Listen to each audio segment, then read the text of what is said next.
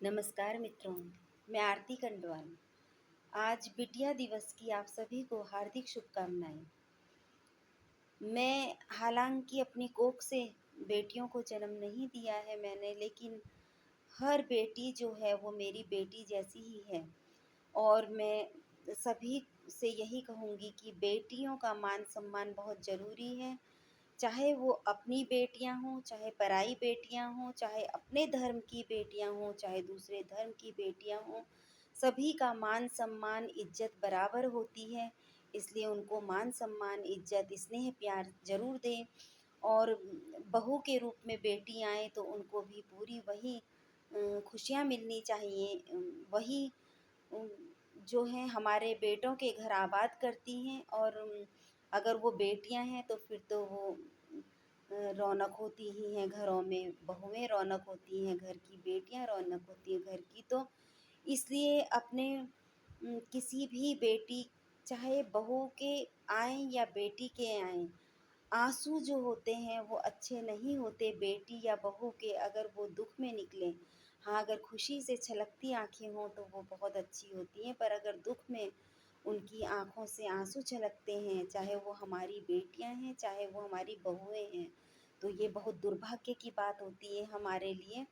कभी भी ऐसा होना नहीं चाहिए और बेटियों को हमेशा प्रोत्साहित करना चाहिए। अगर वो अच्छा कार्य करना चाहती हैं, तो उनको हमेशा बढ़ावा देना चाहिए हर चीज़ में। हाँ, अगर वो राह गलत भटकती हैं, तो उनको सही राह पर लाना चाहिए।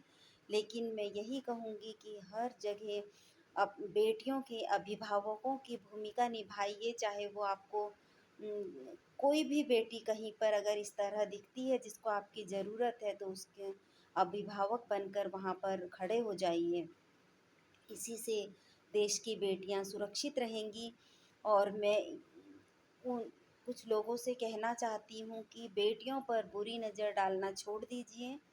बेटियाँ अपने घर में जो बहू बनकर आती हैं, जो पुत्रवधू बनकर आती हैं, या भाई की पत्नी हैं, जो छोटे भाई की पत्नी होती हैं, वो तो बिल्कुल अपनी बेटी के समान होती हैं।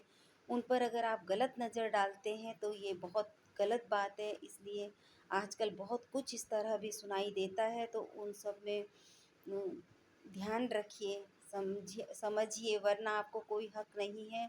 ना बिटिया दिवस मनाने का हक है, ना आपको नवरात्रे मनाने का हक है, ना आपको कोई भी ऐसा हक नहीं है जहाँ पर माता बेटियों की पूजा होती हो।